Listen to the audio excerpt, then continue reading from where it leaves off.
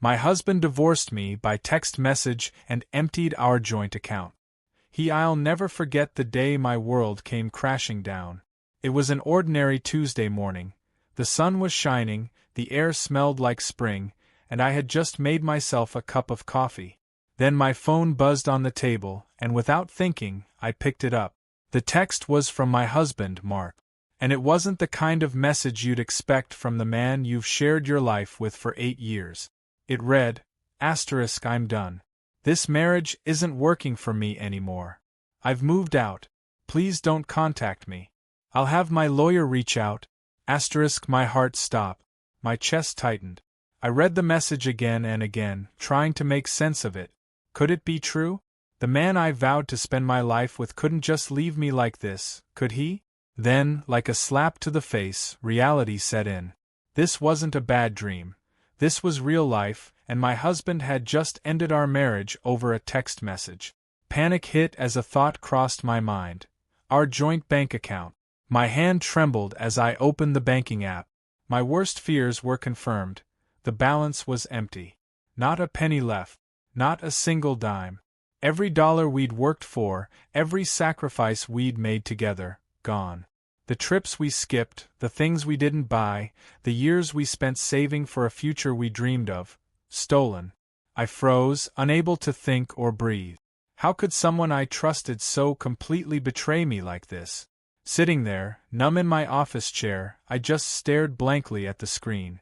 My coworker tapped me on the shoulder, asking if I was okay, but I couldn't even speak. I grabbed my bag, muttered something about needing to leave, and stumbled out of the building. Driving home felt unreal. My hands gripped the steering wheel so tightly that they hurt, and tears blurred my vision. But nothing could prepare me for what I found when I walked into our apartment. It was empty. His clothes, his toiletries, gone. Even his stupid coffee mug that I'd bought him as a joke, gone. It was as if he'd vanished into thin air, leaving nothing but the faint smell of his cologne lingering in the air. I collapsed to my knees in the middle of the living room, sobbing uncontrollably. I had loved this man, trusted him, shared my life with him, and in one cruel, calculated move, he had taken everything from me. The next few days were a blur of pain and confusion. I replayed every moment of our marriage, searching for clues I might have missed. Were there signs? Did I ignore the red flags? How could I have been so blind? But the worst was yet to come. As I dug deeper into the mess he had left behind, I discovered things that made my blood run cold. Mark hadn't just emptied our savings.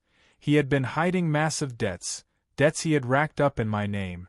Credit cards, loans, even a car lease. He had been lying to me for years, living a double life right under my nose. The betrayal cut so deep, I didn't think I'd ever recover. But then something inside me snapped. I wasn't going to let him destroy me, not after everything I'd sacrificed for him. If he thought he could walk away without consequences, he was wrong. I hired the best lawyer I could afford, even though I barely had anything left. She listened intently as I told her everything, every lie, every betrayal, every dollar he stole. She looked me in the eye and said, "We're going to make him pay for this." And that's exactly what we did. The deeper we dug, the uglier the truth became. Mark wasn't just deceitful. He was reckless. He had been funneling money to a secret account, spending lavishly on things I never even knew existed. But the real kicker? He wasn't just leaving me, he was leaving us. Mark had another wife, another life, another entire family in a different city. When I found out, I felt like I couldn't breathe. How had I been so blind? How could he have hidden something so huge for so long? It was like my entire marriage had been a lie, a carefully crafted facade to cover up who he really was. But here's the thing about lies, they always catch up with you. When we presented the evidence in court, Mark's smug demeanor crumbled. The man who thought he was untouchable suddenly looked very small. The judge didn't just see through him, she tore him apart. Mark was ordered to repay every dollar he had stolen, plus damages. His fraudulent actions came back to haunt him in ways he never expected.